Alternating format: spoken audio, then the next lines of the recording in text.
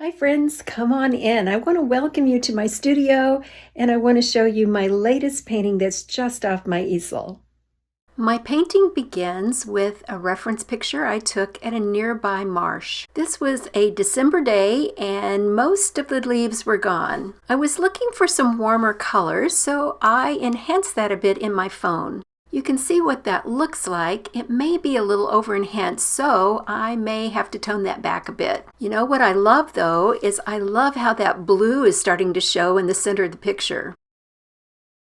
Before I begin with oils, I worked with a little bit of watercolor to kind of work out some of the ideas I had in the color combinations. These were done in my sketchbook and really are very different than the final painting. I knew that I wanted to use a limited palette that gives a lot more continuity to the painting.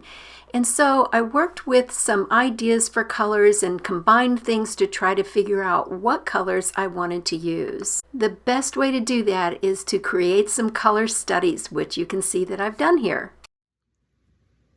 Well, there is a lot of prep work that goes into a new painting, and I do like to spend that time because it actually creates a lot less hassle as I'm in the middle of the painting. My first step here is to tone my canvas.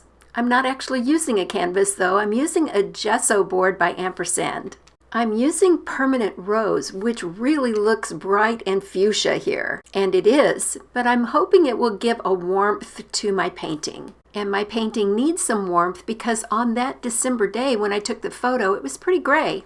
With a darker red paint, I'm just sketching in the big major shapes so that I can see where things are going to be placed. Now, you know, value, or the lights and darks, are actually more important than the colors we use. So I've used the photo and I've changed it over to just black and white so I can see where the values are, what's light, what's dark, and what's in between.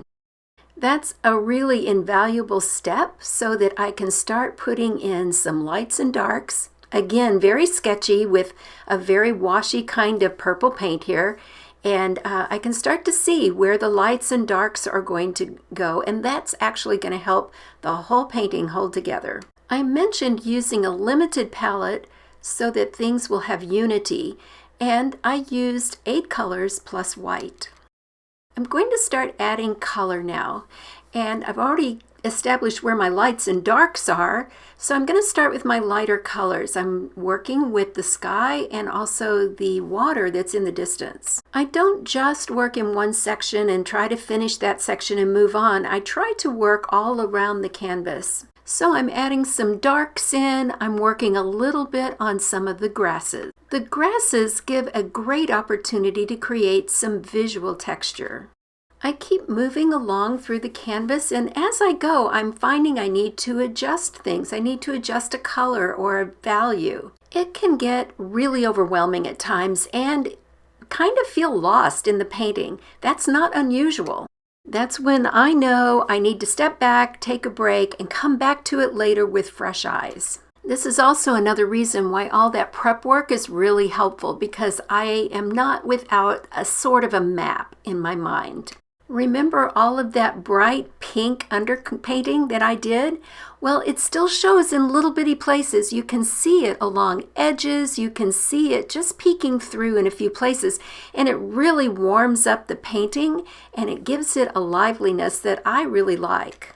It's amazing what you can do with a limited palette. All of these colors that you see came out of that very limited palette that I used. So as I finished this painting, I could really see how the glow seemed to be over on the right side and more shadow on the left, and I really liked that feeling. So the name Amber Afternoon seemed very fitting. This is a painting of peace and tranquility. It's a painting that invites you in to just enjoy the beauty of God's nature. Can you envision Amber Afternoon enhancing the beauty of your space? This is an oil painting and it measures 14 inches by 11 inches. It's currently unframed, but my framing suggestion would be a floater frame. You can see this painting and others at my website, helencreed.com.